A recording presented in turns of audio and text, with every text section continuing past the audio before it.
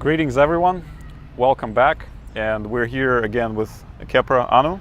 Yes. Right, it's been about a year since we last spoke. Well, actually we've spoken many times since that, but it's been about a year since we last spoke to these people, right, on YouTube and wherever you may be watching this.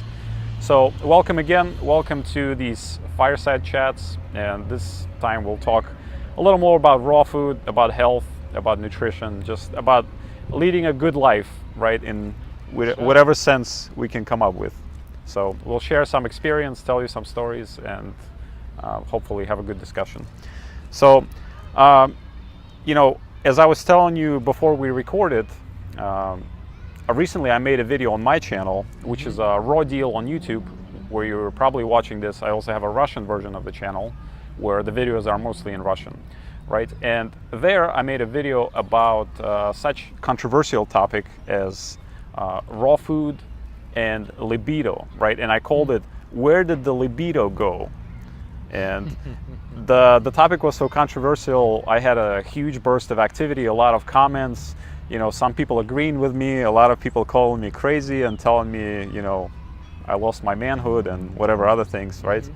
And obviously the topic is controversial because a lot of people notice that when they switch to raw food, they tend to lose that, what may be called or dubbed or termed in society, sexual drive, right? The so-called libido, and it kind of goes away, right? And the person is left wondering, is something wrong with me? Or at least what is happening, right?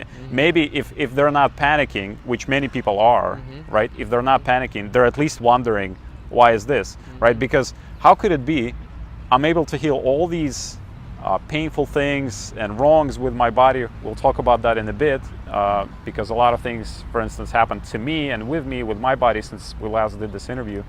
But how could this be, right? I have no sexual drive, but at the same time, my body is healing in all these other ways. Like, is this not a contradiction, right? So now we'll try to resolve this, and this is my question to you. Okay. Like, what's your vision? What is happening there?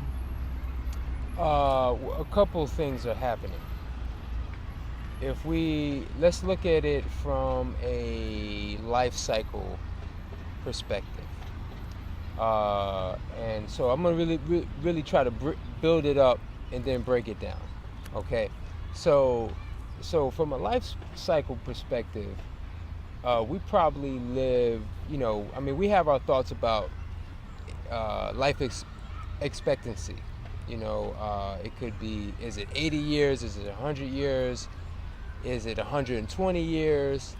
The thing is that when you look at by the way, just to clarify, this is not what nature expects us to live. That's what we happen to live on average nowadays in the condition that we're in right now, right? But if we looked at it from more of a natural perspective, and if we're in sync with the natural cycle and we're eating our naturally God-given diet, then it's like, okay, because the thing is like what we're talking about is a life-creating activity.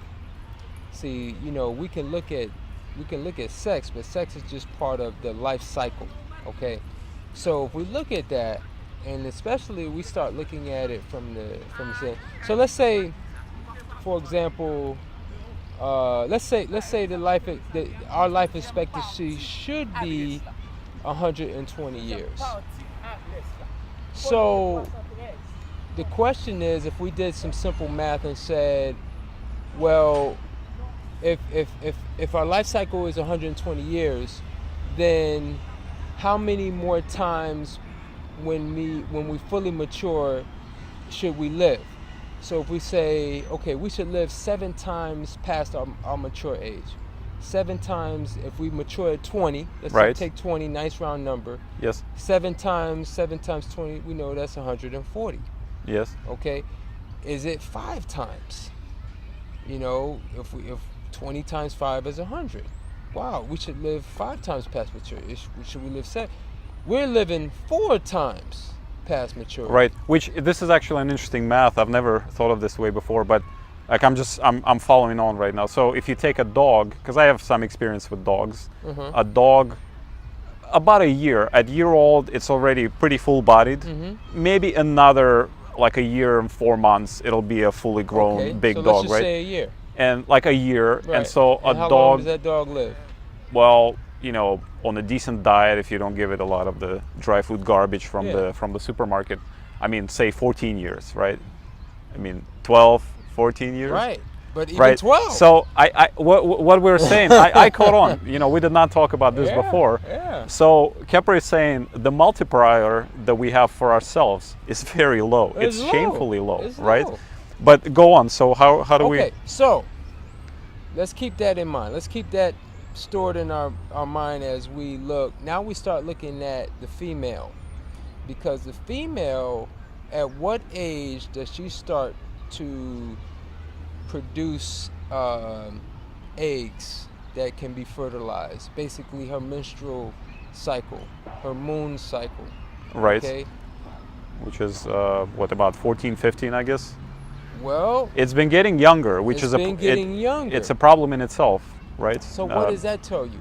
The younger it gets, that basically is telling me when a young woman, a young girl turning to a woman, if she's getting her cycle at 11 or even 10 or even 9, that's a problem. That's an alarm versus 15, 16, maybe even 17. Right. Because now what you're seeing is that the body is outpacing the mind. Right. Okay, and therefore life is actually in a rush. You see what I'm saying? So now if we take that idea and say, You mean in a rush to procreate? right, because the life cycle has now been Right. shortened. Right. Yes. Because the life cycle has now been shortened to maybe 50, 60, 70, 80 years, that procreation time has got to happen sooner. Right. Right. Okay, so now versus like probably once upon a time ago, women probably didn't start having, weren't able to procreate maybe till 15, 16, maybe till 20. Right. Well, people used to marry, you know, really young, right? At least women. And, you know, we're not advocating that, nor are we saying that it's a bad idea. We're just stating that as a fact, right? So I take it the only reason they did that is because they were able to do it at around that age, right? Or maybe, because that's, you know, 15, 16, that was pretty common to marry people at that age, right? Even 200 years ago. Right. But so when we look at that, now let's tie all of this back to the sex drive. Right. Because again, this thing is all, because really, you know, the human spirit wants to live on forever. So that's what really gives us that's part of what gives us our drive to connect with the, you know, I mean, you know, bearing if, you know, your preference is the opposite sex, that desire, that drive, that urge to connect with the opposite sex is that desire to reproduce yourself.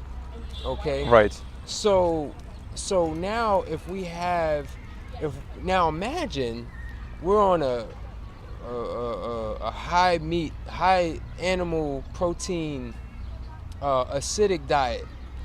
Which at least I was. I mean, I don't know what you were doing before you became vegetarian, but I mean, I've gone through all circles of Dante's hell, so to speak. That can overstimulate the sex drive. Right. The Right. key word is overstimulate. Yes. Where now you're even when you sleep, you have emissions. Right. The wet dreams and right. yes. That's not a healthy thing. That lets you know, even when your body is supposed to be healing and resting and regenerating itself, you're having an emission. Right. Right. Because again, your body is now because your body is on a fast track of health in terms of your life cycle, your body is trying to procreate as soon as it can, because you are not going to live a long life. Right. See, this is a marathon. And it knows it. It feels it. Right. When you're eating more of a marathon type diet, which is more of a raw food, plant-based diet, yes, you're not going to have that urge or that same desire to procreate, at least on that same level as you did when you were on a more of a meat and starch diet. Right. And here I want to add something. So, and this is, at this level, it's pure speculation, but I would actually not be surprised if this is true at all. If you notice what happened, I mean, obviously this could be connected back to, the rise of feminism and, kind of a lot of the brainwashing that, this basket of goodies, women were sold, right? But I'm pretty sure there's a strong correlation between the rise in the quantity of these synthetic foods and the number of divorces even, right? So what I'm saying is people are out of whack even relationally, right? So the drive is so strong that you need to connect with another person, like you said, right? If I take your point of view, so I'm just jumping in there. So if my drive is so strong that I need to connect to another person, so I need to find someone, right? Hence the rise of things like the pickup movement. Because and, you're dying. Right, because but you're still in you're still in the relatively early part of your life cycle. Okay. In astronomical or just natural right. terms, yeah. Like let's say you're 20 or 30 years old, right?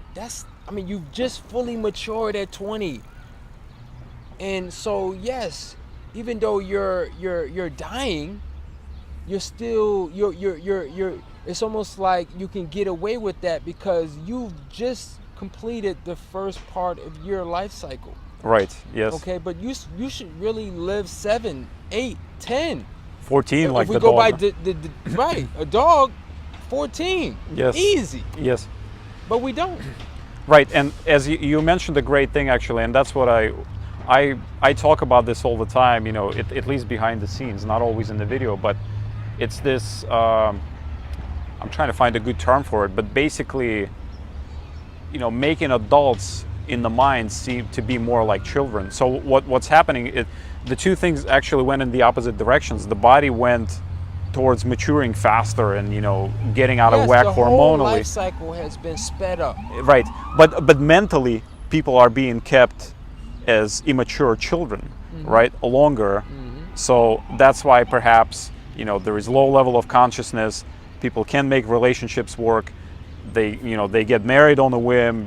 Like a year later or whatever, 5 years later, there is a divorce, and there is always a problem. And so that's what I really meant when I had this idea. Maybe the two things are connected, which they always are connected. Oh yeah, but that it goes deep. It goes deep into every part of our life. But what? The other thing that's interesting that happens is that now, and men and women. With the men, let's say by 40, by 50, they can't get it up. Right. They can't, there's no energy there. They've spent it all. They got prostate cancer. They got all of these issues. The women have all kind of issues because they've been over, there's the bleeding that happens with the menstruation.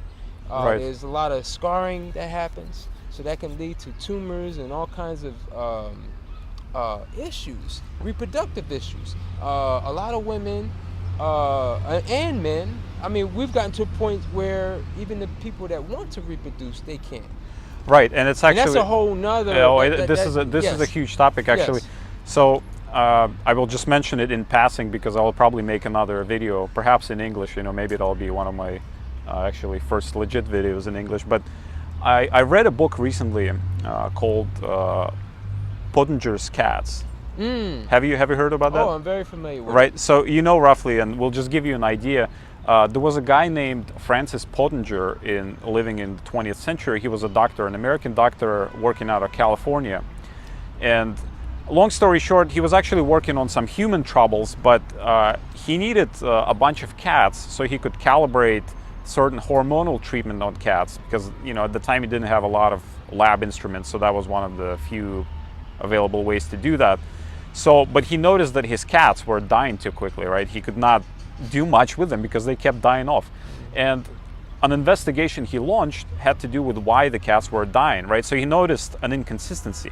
He noticed that the cats that were fed raw milk or raw meat, even scraps from a butchery or something, as long as they were raw, they were doing really, really well. They were phenomenally healthy. They could take his operations, they could live after that, right? They had, you know, this glossy and shiny feel to them, whereas the cats that were eating cooked human diet or even pasteurized milk were dying. And so that started his 10-year experiment on these cats. And if you have not read this book, you know, this book in the raw food community or section of the knowledge of the world, this book has the biggest impact on me, because it not only explained, it showed explanations to things and questions that I wondered about for years. And here was an experiment that was performed in the middle of the 20th century that had it all.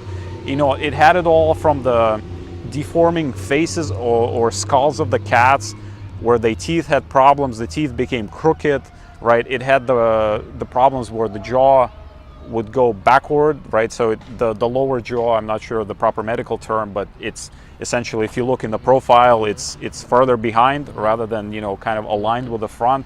So all kinds of problems with the nose, with the sinuses, with the breathing.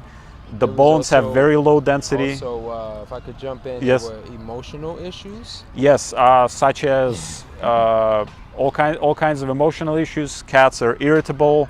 Homosexual behavior so cats lost interest to the opposite gender, and they started taking interest in the same gender, applying both to males and females. And then in the third or fourth generation, they stopped procreating altogether. And actually in the fourth, they could not, because they just could not. They could not. And then they also had all of the human, which because you know, naturally a question you could say is like, well, these are cats, these are not humans. However, they had all of the human conditions, or human diabetes, cancer, arthritis, yes. These things that happen to us, that people we know, we love, when we can touch, that are coming down with these everyday, what has become everyday conditions that these cats are. Go ahead. Right. Continue. No, but I guess I'm bringing this up because this book had such a huge impact on me that, you know, I kept reading it and just putting it down, because almost every chapter or every, you know, paragraph, or he has a lot of illustrations, he had a lot of x-rays. So this guy was a scientist. This guy was not some, you know, fogey or, you know, snake oil salesman, right? He was doing his professional work while he stumbled. One other interesting thing about that particular study, he varied. He had one group where it was all raw. Well, when we say raw, it was two components to the diet: the milk and the meat. That's right. Yes. So if he varied one thing, so you had all raw, you had half raw, and then you had all cooked. Right. It didn't matter. It was only the all raw that thrived. Right. If it was cooked milk and raw meat, they had issues. Yes. Cooked milk or raw meat, they had issues. Right. So I found that to be, for me, that was one of probably the most fascinating part of the study. Yeah, and even adding to that, out of the ones on the raw food that thrived the most were the ones that were essentially taken into this fenced up forest area and were made to just forage for themselves, you know, hunt mice. So they were made to hunt, to work for their food. You know, when they caught food, they had to chew it. You know, the jaws had to work, the muscles had to work. So everything, the body just came into perfect balance and alignment with the way it was supposed to be, right? And he actually has pictures where he just opens up cat's mouth and shows teeth. Two cats from the same litter. One is what I just described. The other one just, you know, regular diet, cooked food, not a lot of motion. So the first one had perfect teeth. When I say perfect, I mean, you could probably measure, you know, with a gauge tool, and you would have like perfect alignment of teeth everywhere. And the other one have teeth like crooked fins. You know, you can tell all kinds of problem. And the front teeth were really worn down at young age. So kind of reminds you of a lot of teeth problems humans have. Oh yeah. This, you know, I had teeth problems. You know. Oh yes. So same here. It's not. No one is kind of. You know, immune from that, so to speak. So, but we went on this topic while talking about the so-called sex drive, right? Yes. So, And So- I just brought up this book, but we can get back to, so we can finish up there. So, you know, for me personally, I mean, you know, yes, my libido probably wouldn't be as agitated, if I could use that word. That's a good word, yeah. Agitated, you know, to want to have sex every day or even every week. I could probably go, I mean, I sort of, I look at it as the reverse because, you know, food and sex are really, I almost look at them as almost the same thing because, you know, it's like there's a give and take with the with food and sex. So, you know, we obviously eat to nourish ourselves. We eat for enjoyment. We eat for, you know, nutrition and to rebuild ourselves. However, the digestion of food takes away as it is also giving. So sex really works in the same way. You know, yes, sex, you know, a big part of sex is connecting with another human being and to get that element of human touch, and that can be very healing and very passionate, and it definitely brings a lot to life itself. However, the act of sex, in terms of when we look at like the emissions that happen, you know, with the male, you know, when you finish off and you have that ejaculation, that is very devitalizing. Yes. You know, to actually release that fluid from us can be very downing and very devitalizing. So again, if we're agitated and overdriven to want to do that all the time, that is just like eating. If we want to eat 3-4 times a day with snacks and we want to consume all of the wrong things, that's going to devitalize us. So the whole thing is to find this natural balance. Just like with food, you know, one thing I preach is that we only really need to eat once a day, one meal a day. We can ingest throughout the day, whether it's water, even fruits, or definitely fruits or fresh juices, or if you're into tea, that's fine. But if you're when we talk about digesting protein, fat, you know, things that are building blocks, you only need to do that once a day. Yep. You want to give your body at least a good 18 to 20 hours to process that before you're really truly hungry again to repeat that cycle. Right. Now the question is like, okay, what is the natural sex cycle? Well, for animals out in the wild, it's once a year, right? I mean, because they have this thing called heat, right? And like they have babies once a year, they grow them up, bring them up, and then that's it, right? So I'm not disagreeing. Yeah. I'm just saying it's once a year for animals. I mean, right? and that's food for thought. But I would say, just in terms of, if you have a partner and that's something, you know, you know, if y'all have a rhythm and it's something that you do, you know, in terms of the, you know, we look at the daily cycle, weekly cycle, monthly cycle. Right. I think looking at all of those natural cycles, definitely, I personally feel that daily is too much, number one. So we could either say, well, weekly, that's a natural cycle. So I think once a week is a good cycle.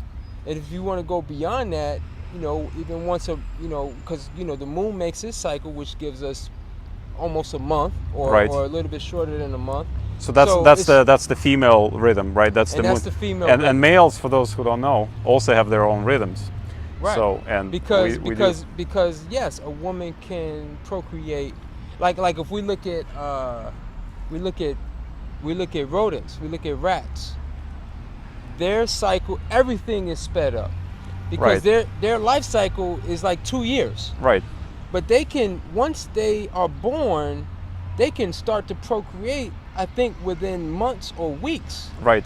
And they can actually have a litter every month. Right. So you are you living more like the rat or the whale who can live 200 years? And I'm sure everything slows down. Right. Or the turtle, everything slows down. Yes. You know, okay, Yep. They're not having sex as much. They're not eating as much. Okay, and so that all has an impact on how we feel from day to day. Right. Okay, so So it's an interesting. It's very, very interesting to really think about it and to really theorize it, because as humans, we're really, we're the walking gods of the earth. If anything, the whales and the turtles and those long-living animals should be looking to us.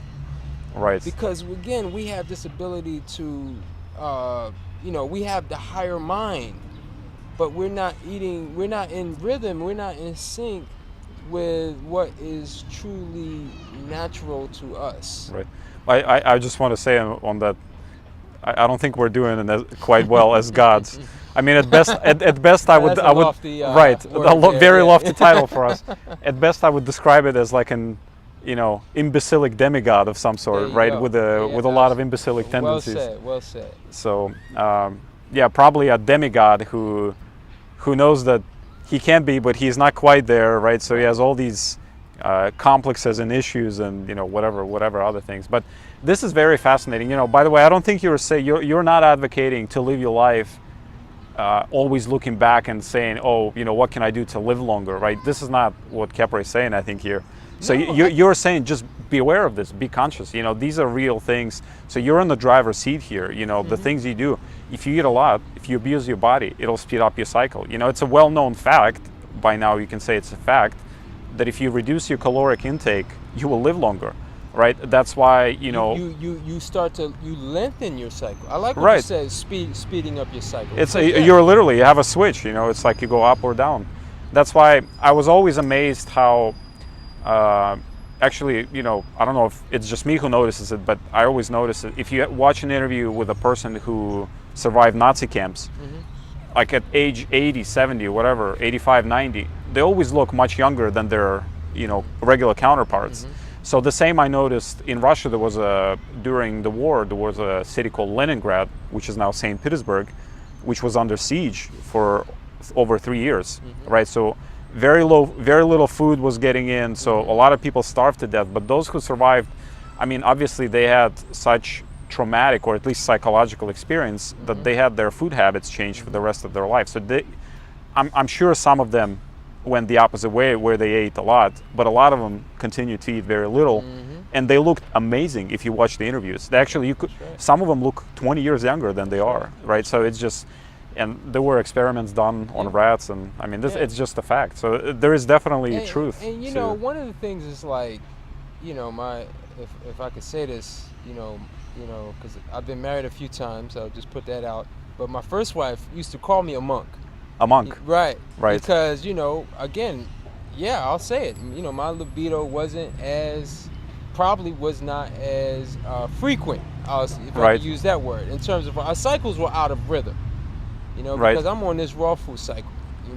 So just to clarify, she was a regular eater, right? She was not a raw vegan, no. Right.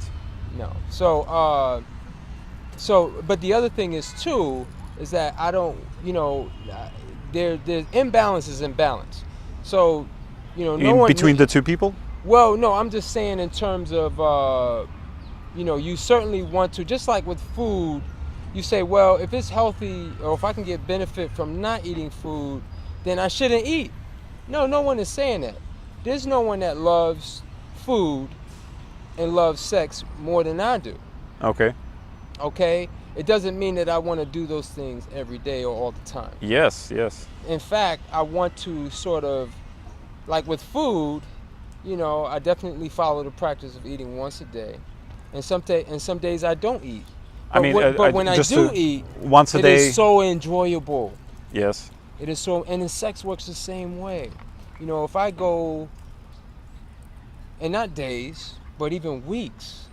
Right. And when you finally, say, okay, it's time. Wow, your senses are so heightened, and it becomes such a wonderful, a much more wonderful experience. Because the opposite could be true too. Like if we don't eat, the body could turn on itself. If we don't have sex, that is not good either. Right. So we have to find it's this dance, it's this rhythm. Right. And they work together. Because as we pointed out very clearly, the diet is going to affect the libido, whether it's going to overexcite it, where we need to have sex every day. or even every other day. Right. You know, and then we're, you know, for the men especially, you know, emitting every time. Right. That is, you know, just for the record, the Chinese say that 1 drop of semen is equivalent to 9 drops of blood. Nutritionally, 1 ejaculation is equivalent to, the nutritional equivalent to that is 5 meals. So if you're doing that, imagine you're doing that. You mean in terms of the work body had to go through to put it together? Not just that, but the actual energy that you just released from Right. your system. Right. So, you know, is very easy to see why we have such high incidence of prostate cancer. Right. We have People are overworking their organ, right? absolutely. Yeah, it's overexcited. Yeah. It's overworked. It's This is always working. It's always working. We should be able to procreate well beyond 50, well beyond 70. I mean, 80, there are cases where like 80-year-old people have children, right? At least conceive children. You know, they may not live longer after that, and what does that tell you? That the libido is still active at that age too. Right. So it's like, okay, do I want to have a overactive libido where it gets spent like a flame, like you know, like a match, and I light it and it's here today, gone tomorrow? Mm-hmm. No, I want that flame to burn for a long time. Or maybe just have a lighter whenever you need it. You can, you know, you can like turn Right. up. Yeah. But see, even in the lighter, you have that fluid there. Right. So I want to keep that fluid there. Sure. Yeah. You know, I don't want to let that fluid go. Right. Burn it out. Yeah. So that's a whole nother topic. Yeah. But when we talk about libido, we have to address those things because it all works together. It works definitely with the diet, and it works, you know, in terms of understanding the cycle. And as you said very clearly, and I like what you said in terms of speeding up. So yes, people were over agitated, overstimulated, and then it doesn't help that our society too promotes that with just mass media and those kinds of things. Don't get me started on that, because this to me is a very painful topic in the sense that I see it everywhere, and in that sense I feel like Neo in the Matrix, because I'm probably one of the very few people who see it. But you know what they have done with female clothing, because essentially, you know, men walk around and see nowadays, they essentially see a naked body nowadays. You know, I think the person who invented yoga pants should burn in hell, right? For everything I can, you know, for all I care. I mean, because it leaves very little to imagination, right? Because our brains are not that sophisticated on the biological level to distinguish between, okay, oh well, this is actually covered. No, it sees a shape, right? Because the shapes are what's important, right? So women used to wear dresses, and you know, now on raw food, what I discovered, since you speak about balance, I noticed that this balance comes in various forms, and one of the forms is that it actually allows me to kind of see the truth, and by truth I mean how things really are when they're not out of whack, because I start kind of reverting to that way, right? And what I'm noticing, I am now phenomenally attracted to women in dresses and with long hair. Like, it does not matter, you know, what race or, you know, whatever a woman is. It's just, you know, the recipe is really simple. You know, like no tattoos, just nothing. Because that's another thing I noticed. You know, I'm bringing up all these topics. People might hate me for it, but that, you know, this is just the truth. I'm just speaking the facts. Tattoos, they always look, whenever I see a beautiful body, anybody is beautiful, right? Yeah, if you it's think perfection. Right. How can you add perfection? And it looks like skin disease, like especially from afar, they just look like blemishes, like some spots. That's right. And you know, there is this instant biological repulsion, right? It's you know, we have this repulsion from, like, go away from the sick person. Like, I don't want to get that, right? It's very natural. So I get that by looking at tattoos.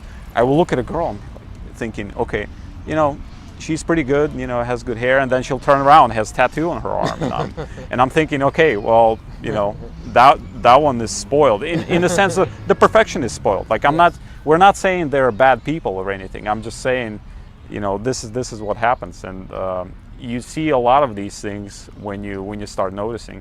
So another thing, just to finish up this sex topic. So I have this hypothesis, an idea that most people are so intoxicated, with toxins arriving through the food and other means, alcohol, whatever, especially alcohol actually, that because drunks like to have sex, right?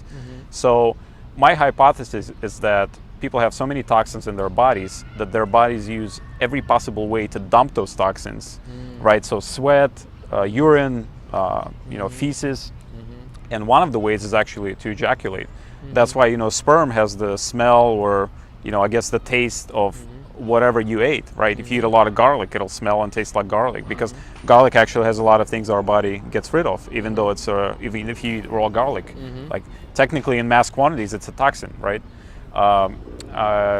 And so the body tries to dump it, and my take is that when you start detoxifying, your body is actually finally able to take these things under control and realize, well, I don't need to really run the system so hard anymore because I have fewer toxins now, right? And another thing, so in Russian language we have this expression called urine went to the head, right? So that means sometimes people realized back in the day that a person could get sick in such a way where the kidneys don't work anymore, and so whatever was supposed to go in the urine actually goes in the blood, and a person can actually go insane because of that. Like, they can literally behave inadequately, they can just be like a crazy person.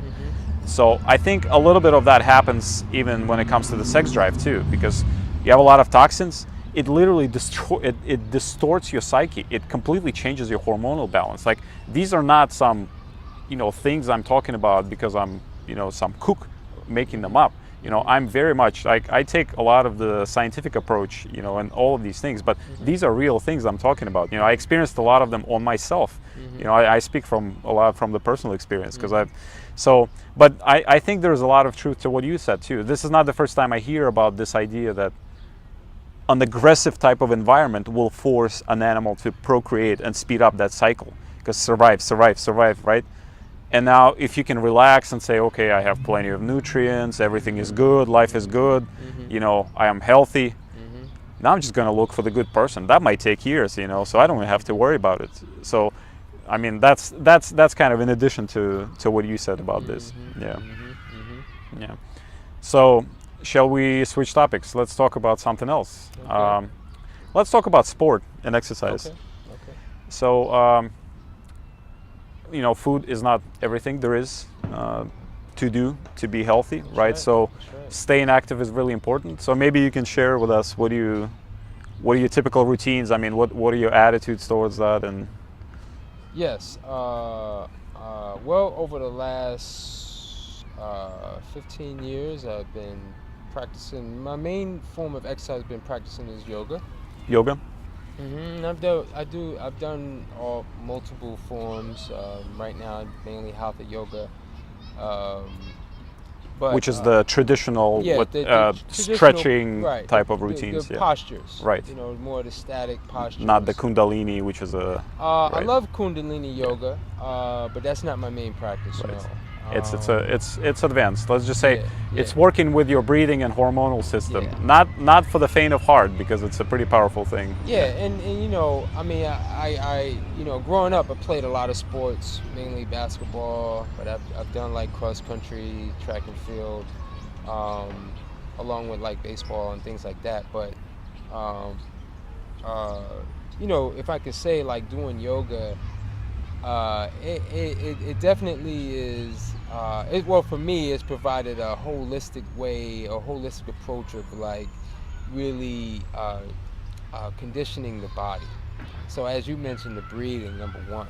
I mean, obviously we're going to breathe just without thinking, but breathing is going to be in sync with the heart, and the heart is, everything is going to be in sync with your extremities and your joints, and that, it kind of allows your body, where in sport, a lot of time you're overstimulating or stimulating more of the extremities, maybe at the expense of the heart and some of the internal organ systems. Right. Where doing something more gentle can be just as beneficial, if not more beneficial, where it doesn't sort of damage the joint and the ligaments and the muscles and it's more in harmony with the total body system. It depends on where you start, right? Like you seem to have had a lot of the sports background already, Yeah. right? Some people yes. just at age 40 they try to get into it, whereas their whole life, even in high school, they were not that into athletics, right? So that's a completely different training regimen that you need for that person. Yeah, obviously it depends on, each of us are different and unique, and what we've been doing. But for me, like, yoga has to be a part of anything that I do. So for example, if I want to run, or I want to lift weights, or do anything like that, or even play a sport, yoga is going to be a component of that. Because again, the stretching and the breathing and the postures, again, it really allows the, because the term that they use is core strength. Right. And really, core strength is just, it's really allowing the body get stronger without building up the muscle. Right. So you're really strengthening your ligaments and joints. And the ligaments and joints don't necessarily have to get bigger in order for, so when the ligaments and the joints get stronger, then that allows for the body become to actually more efficient. Well, right, and I would like to add something here. I completely agree, by the way, right?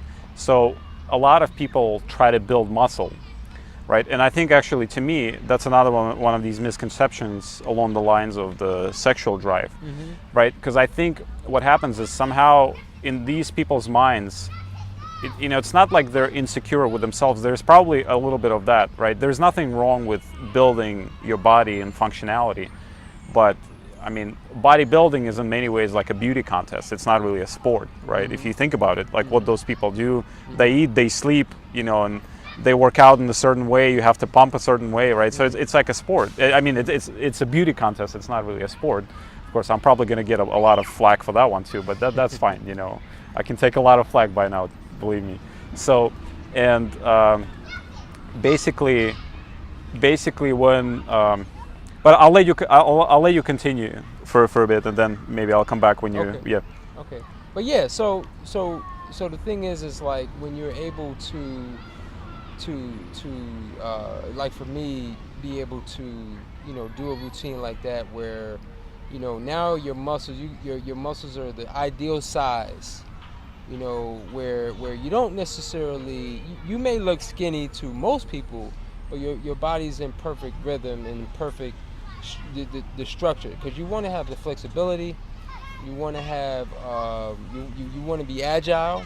You want to, because big muscles and things, you may have a good certain static kind of strength, but can you be able to move in a certain way where you can really get the most out of your muscle strength, Right. So it's really finding a nice, obviously, like people who do yoga or people who do martial arts, I find have more of a, when you do like martial arts or dance, those activities there's those people who commit their lives and who are known for that tend to have more of a balanced body structure in terms of muscle tone, joint or core power, strength, and just overall. Now they're not prone to, or they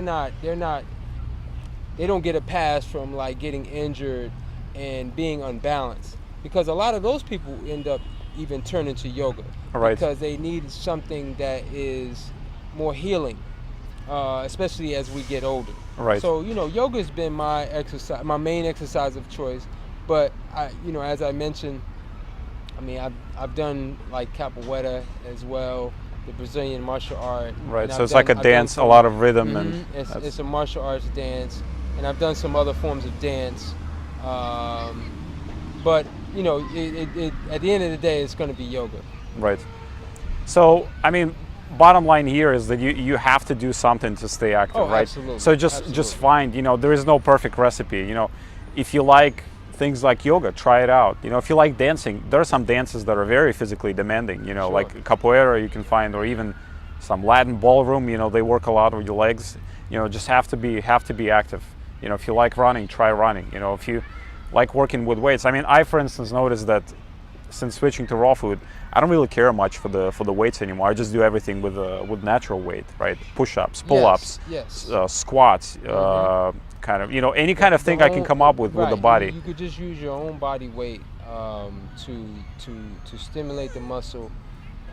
Which in a natural way. Yes. Right, because so one thing that's actually been pretty amazing to me that has happened, one thing actually that hasn't happened is that I have not gotten any injury since I started doing that. Because, you know, I'm not saying it's impossible, but it's nearly impossible because, you know, I'd rather fully trust my body in what muscles to work in which way to do a certain motion that's a natural motion to me, rather than trust some, you know, trainer or personal trainer in the gym who's going to tell me to bench press this way to avoid injury. You know, maybe that's true, maybe it isn't. But I guarantee you that, you know, if you keep isolating muscles only in a certain way that's not natural, right? It's not a matter of when, it's not a matter of if, it's a matter of when you're going to get that injury, right? It happens to everyone, right? For me, I've been doing this for 2.5 years now. You know, I've not even gotten like a pulled muscle or a sore ever. And I mean, I can get out of bed and just roll out. Like, you know, we're sitting on a bench now. I can prop my legs and do 100 push-ups. Not all at once, but like in a matter of maybe 5-10 minutes, I will do 100 total, right? And that's, I'm talking like 10 minutes out of bed, right? No stretching, nothing. I will just do it. So, and what I wanted to comment on earlier about the tendons that you were mentioning, ligaments and tendons, a lot of people who build this muscle think, okay, I'm going to get stronger. What they don't realize, you know, I've said this on the Russian internet, I'm going to say this again. Most of the people who do bodybuilding, you know, the stuff that's in their bodies is actually garbage. This is not muscle. Like, this is what I call clogs in the lymphatic system, right? Because nothing drains. They eat a lot of protein. Protein goes in the blood. It's a total immune response. So body raises temperature, raises everything. It's an object from a foreign body floating in your blood. Like, this is an emergency in the body, right? So it does all these things. You can never get it out on time, right? So the body stuffs it everywhere it can. Now, the counter argument here is, okay, well, they get stronger. You know, what do you say about that? Well, they actually get stronger because of the strength in the ligaments, right? So the ligaments and the bones is what limits our strength, not the muscles. Like, if you hear stories like a mother, you know, you hear a story from somewhere where like an earthquake happens, something fell and like a child is under it. The mother will like flip 1,000-2,000 pound rock like it's nothing. Like, she obviously has the strength to do this. It's just in the regular situation she's limited. So 2 things limiting: bones and ligaments, the brain, right? So you're already really strong. So like, you've probably met people, maybe you're like that, I don't know, like we should arm wrestle sometime or something, but like, you've met people who are really skinny but have phenomenal strength, like they can bench press a lot or something, and you're wondering, you know, where's that coming from? That guy doesn't have visible muscle. But to me, that explains why that happens, you know. Yeah, so, but I totally agree with the ligament and the bone part. And of course, bones nowadays are so weak because people are so deficient in calcium. Because calcium, not a lot of vitamin D, right? That's required for calcium intake. Not a lot of, well, actually a lot of things that take out calcium, right? A lot of milk, you know, despite what you know, commercials say that it has calcium, that calcium actually cannot be ingested by the body. But what happens, because it's such an acidic product, your body uses calcium from the bones to make a base, basically, to neutralize that acid. So it sucks calcium out of your bones. You know, ask any woman who's had like an osteoporosis or broke her hip at the age of 50 or something, you know, because that's pretty much why that happens. But, you know, that's basically me agreeing with you on the strength part. You know, so, and ever I switched to raw food, right, it became so obvious to me. It's like a mental thing. You go through a mental transition and you see all these people pumping iron to look bigger, and you realize, wow, you know, these people are completely, first of all, they're delusional about the biology, the way the biology works, and second, they're delusional, you know, psychologically. You know, why would you want bigger body to carry it around, right? I mean, if you worry for like protecting yourself or something, I mean, get a gun or learn some skills, like learn martial art. Like there are better ways to go about that, like more efficient ways than just building a bigger body. It doesn't get you anything, right? So, but it's just interesting. So we talked a little bit, and I think we should try to mention this in the video. About your loved ones, people who are around you. Right. Oftentimes I wonder, because you mentioned you were married and you said, your first wife was not in balance and she was not on the same diet. So okay, I don't want to say she was in balance with what she wanted to do. We just weren't in balance with each other. Okay. Right. So you clarified that, right? Okay. I'm not gonna try to put words in your mouth. Okay. And but because we love people around us, right? People we care about, we love them and we want to help them. And oftentimes when we try to offer that help, right, maybe we don't know very well how to do it, or maybe it comes as a little awkward or whatever other way. Maybe the person is not ready, right? So I know a lot of people in raw food try to proselytize on first stages, like try to push a lot. Oh, you have to try this, you have to do this, you have to do that. Because there is so much excitement. It's like a whole new world opened up to me, right? And you try to share it with your loved ones. Sure. But you notice oftentimes it backfires, right? People may get traumatized by that and they say, okay, I will never want to try this because of the way you were offering. Maybe at least subconsciously, right? Maybe hopefully consciously they will not say that. But what's your experience? What did you find is a better way, to do that? Like, how do you do it in your family, maybe, or what's the situation? It's tough. I'm not gonna sugarcoat it or dress it up, and but it can be difficult. It can be lonely. In fact, and actually, one of my blogs I talk about is this diet, is this lifestyle a lonely one, and it can be, but it also can be a welcome opportunity. Because again, I always say all the time, for me, I'm married to this. So to the raw food lifestyle, yes. So to this this cause. Definitely to death do us apart for me. Right. Now I know for most people they're not gonna take it to that level. But let's say you are that person. Right. And it's like, okay, how do I don't want to be a antisocial. I don't want to be living in my corner of the world. I want to be, I want to be social. I want to have a family. I want to be in a relationship. I mean, these are all things that make life great. Not just feeling good because you eat good. That's just one part of life. So the thing is like, I know for me, I set out to, part of my value, in terms of my value and my mission, is to inspire. We're doing this video, people are listening, hopefully getting inspired to do it. Not because it's going to benefit you or I, just because it's going to benefit you. You're going to be healthy, you're going to have a higher quality of life, because on the flip side of that, we will at some point, if not already, or if not currently, are going to experience a loved one having to suffer and having to go through probably a premature death because of the lifestyle choices, because they're not living as they could be. Right. Now, again, that's their life and that's their personal choice, so it's fine in that regard, but at the end of the day, we want the best for our loved ones. Right. We want the best for our children, and we want the best for our mate. So the thing is, it's like, it's always going to be work, and that's what really gives life its purpose. That's my purpose. A big part of my purpose is, and I know that now and why I'm here.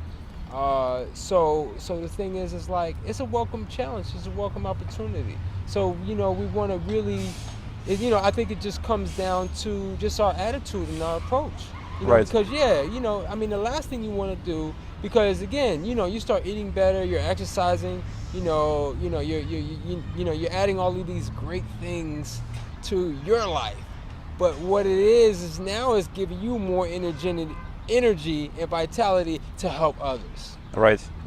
That's what it's for. Right. Right. Because we're all trying to heal each and everybody one person at a time. Right. So just like you have an effect on your community, each person will then have another effect on that, and it grows, and that's what we want. It's like a one candle lighting up other candles, and then we just have a more and more light everywhere. Exactly. Yes. So that's what, again, yes, it can be if we looked at it logically, but we're not dealing, this is not about logic. No. We're really trying to make, change. I was reading an article I had written when I was working as a raw food chef at a vegan restaurant. Mm-hmm. Where they you have that experience too. We'll have to talk about that. Yes, but I was going through my files and I saw this article I had written about it, and because at that time there was no all raw food place here in DC. Right. So, and I said in the article that I didn't think that DC was ready for an all raw place. Well, I'm sure you don't. And it surprised me that I had written that. So now, obviously I've been in business for almost 6 years now, and obviously we're all raw, and we're in a great part of town, and I wouldn't say it's getting much better even now. Exactly. The H Street, for those who don't know. Exactly. It's a cool place. This is again, just reading that is like, wow, that was really my frame of reference at that point, at particular time. The set of beliefs you had, right? Because that was probably a limiting belief. It was a limiting belief, right? Because it was even limiting myself in terms of my profession and my career. Just to think like, oh, this couldn't survive on its own, right? So business is a relationship like any other, right? And marriage is a business like any other. Sure. So when we have relationships and things, these are just, people connecting just in different ways and different levels. So in terms of relationships, again, you'd be surprised. And as we continue to do better, we all inherently want to do our best. I believe that. And that's the human spirit, that we want to live our best life. We want to live as long as possible, right? As healthy as we want to be, and and obviously this is eating this way has shown its benefits. Right. I personally say that the raw food diet is not even the best diet. It's the best diet for me. And for me too, so far.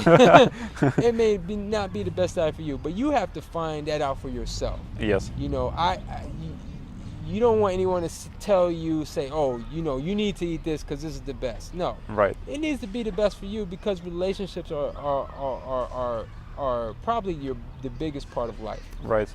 And also, when you say the best, you have to understand that you have to get knowledgeable about these things, because a lot of people try something and for one reason or another it doesn't work for them, right? Mm-hmm. And they say, oh, this was not for me, or this is garbage or something. But there's so much into play. For instance, maybe somebody tries raw food diet on these what I call plastic vegetables, right? These GMO kind of chemically grown, pesticide ridden vegetables, mm-hmm. right? Mm-hmm. That are sold everywhere. Mm-hmm. Of course it's not going to work, because first of all, the way they're grown from depleted soils, there are no nutrients in there, right? You're literally, so I'm not saying organic foods are perfect or anything like that. A lot of them are also these hydroponic, kind of spongy tasting things. Mm-hmm. But at least there are no chemicals there, mm-hmm. and once in a while you find great stuff that actually tastes good, right? Mm-hmm. So I'm sure you have your taste buds by now. You know a great product when you taste one. Sure. I'm getting to that point too. Like when I taste a great tomato, I'm gonna go buy them again, because I know what a great tomato is supposed to taste like. Mm-hmm. Because I don't eat salt, I don't eat all these things, mm-hmm. and I have clear sense of taste. Mm-hmm. But if a person tries that and said, okay, that didn't work for me, just beware of that. There are other things in the play, and you have to get knowledgeable about the thing you're about to try. Talk to people. Maybe if you're in DC, come to Khepra's place, talk to Khepra. A lot of people ask me questions on my channel.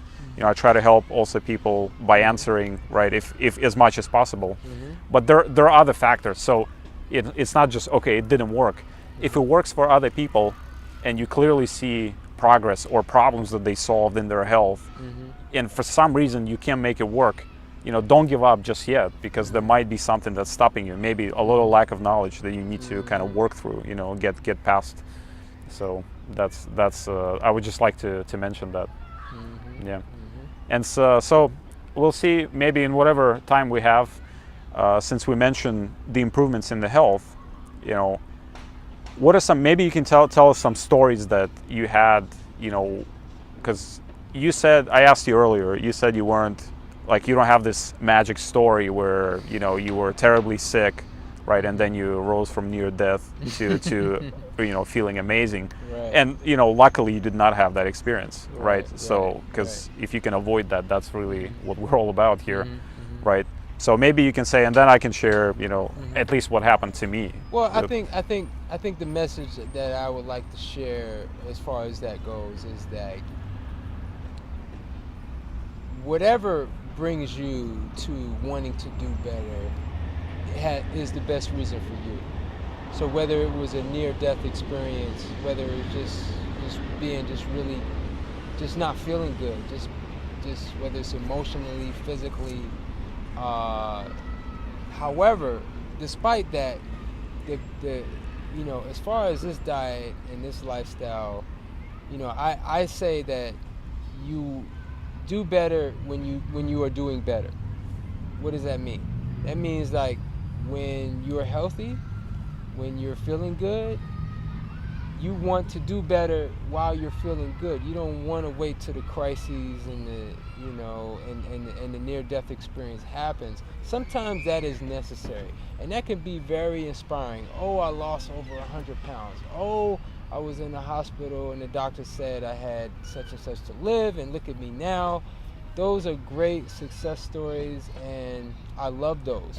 However, to be truly successful at this, there has to be a passion, a drive to just want to be healthy for just the sake of being healthy.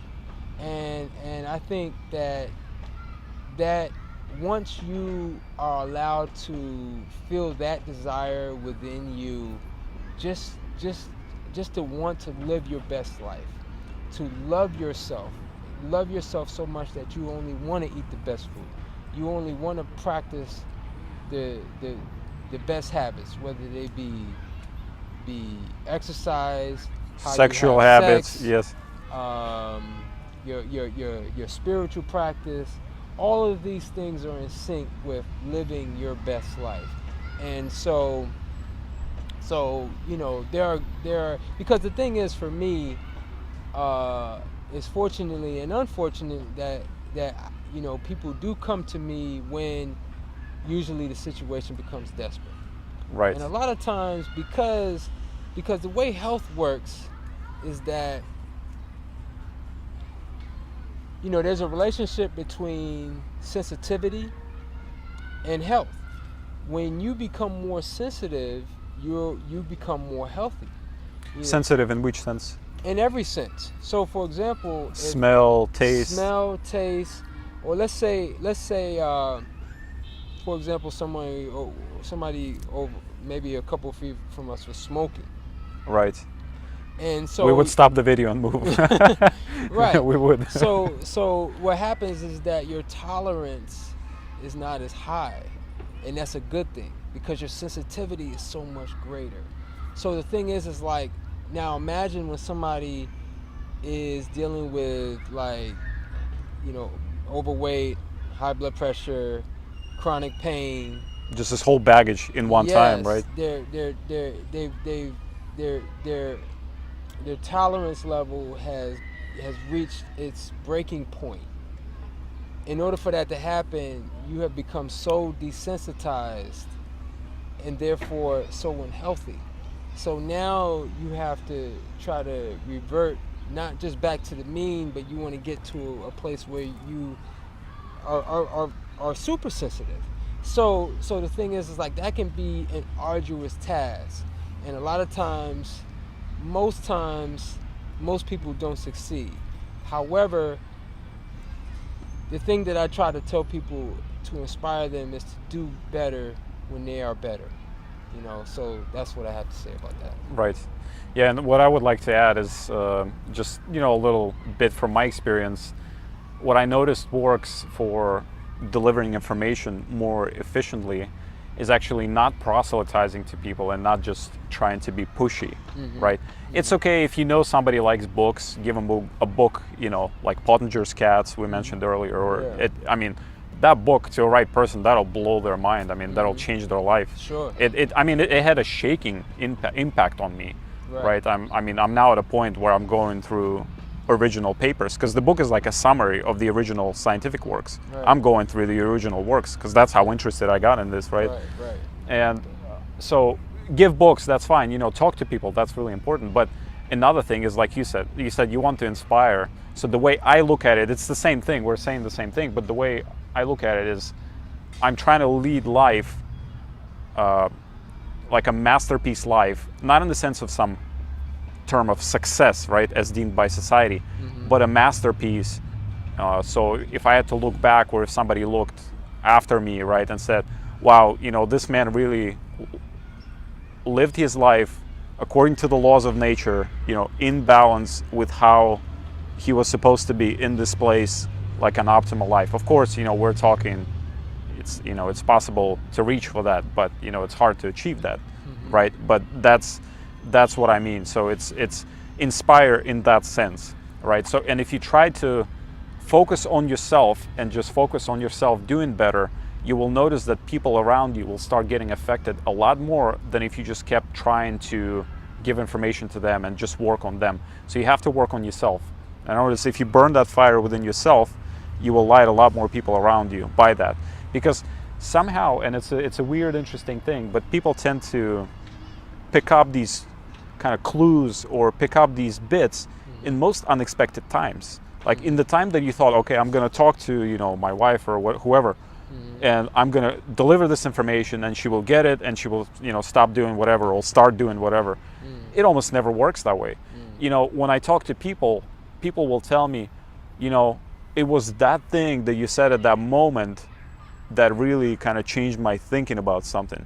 And, you know, the moment they're describing would be something I would have never thought of. To me, it would, you know, it was just a trivial moment, but for some reason it just clicked for them at that time, right? So now I just focus on, you know, doing the best I can, while, you know, I have a YouTube channel, you know, we talk to Khepra, just trying to still, you know, maybe blog is in the works, I don't know about that, but, you know, so things like that. There are ways of reaching other people, but you still have to do your own thing. I'm gonna do me in that sense, right? And then other people will learn around. So, but we're essentially saying the same thing. Oh yes, absolutely. I think that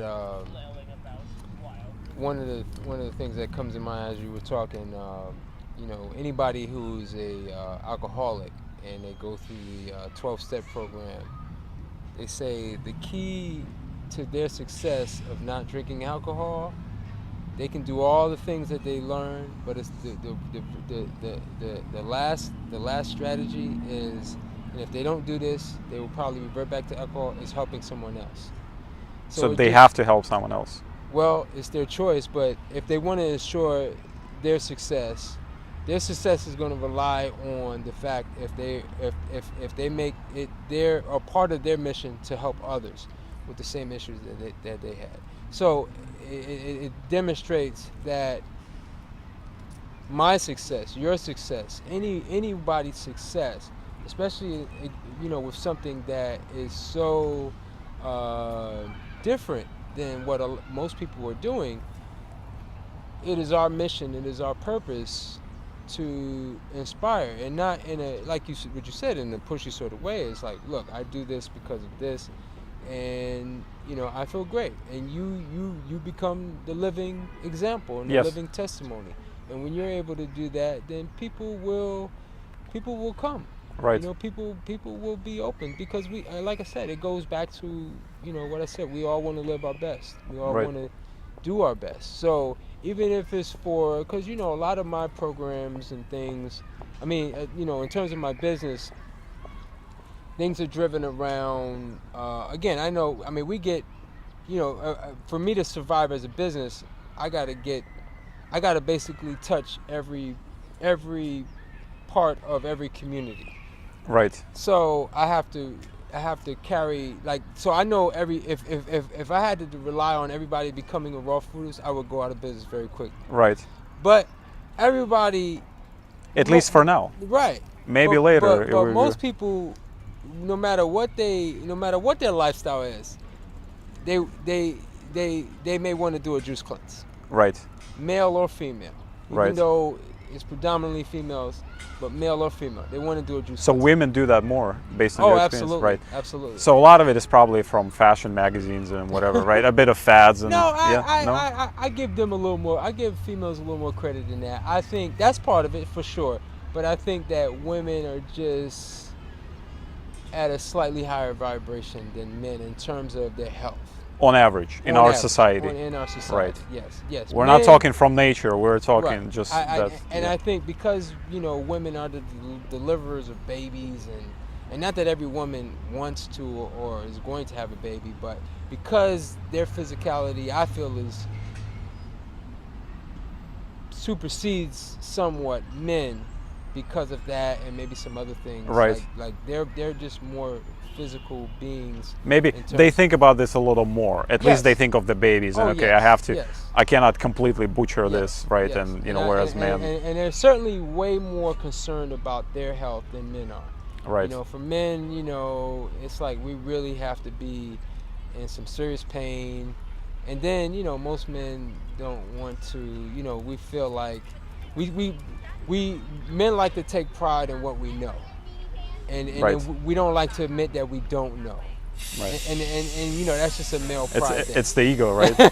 It's the ego. And that's okay. That's what makes us men. I say I don't know something every day, every single Right, day. right. I mean, if you know everything, I mean, why live? Just Sure. you're done. Just Sure, check out. Sure, So sure, okay. sure. Yeah. But definitely, from a business perspective, I have to appeal to most parts of society, or else I'll be Right, with this. right. So the thing is like, even with the raw food, it's like, you can come and do a raw food diet for a week or a month, and people can commit to that.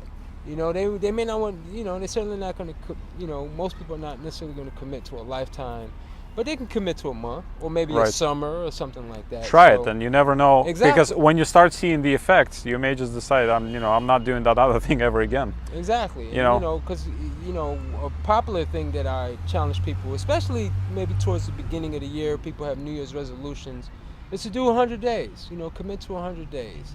Or even a month. I think a month is a great start too, right? Oh yeah. 'Cause after a month, it's all good. But Yes. 100 days is 100 days is psychological. It encompasses a season, a full season. and it's a nice round number. It's a nice right? round number. Triple digit. Right. And a year is even better than that, because now you've gone through a complete season, like where the Earth goes around the sun. Well, if you do a year, like my brother and I joke, if you do a year, and then if you do a year of raw food, you start exercising at the same time, after a year, you're out of society. The Matrix has lost you. You're out. Out you go. At yeah. least in that way. That'll Yeah. be just the beginning, Yeah. but you're Yeah, out. and that can even happen with 100 days as well. Yep. Because It it's can. like- It truly can. Because really the goal is like, well, if you do 100 days, what's 101? What's Yeah. 110? What's 200? That's really the goal. It's not Right. just to say, 100 days, now I can go. And no, because then it's like you've gotten rid of your, hopefully those cravings and things have gone away for certain other foods, and you'll certainly have a good feeling. It's like, well, I could just continue. This could be my life. Right. No, that's So- certainly true. So yeah. Yeah, and that's how I did my transitions, at least initially, to vegetarianism. I tried it for 30 days, but I woke up on the day 40 realizing that it has been 30 days. In other words, I liked it enough that I didn't even notice when it was Right, over. forgot. Right, and that- then it even was better. no switching back. I mean, Right, I liked No it a lot. turning back. So, Exactly. yeah. So, I think we'll leave you on this note. Hopefully, it was inspiring, a little positive. I had a good conversation. I learned a lot. I really like that stuff about the speeding up and slowing down. Sure. There's sure. a lot to think about there, and Yes, yes. so hopefully we gave you some information, food for thought.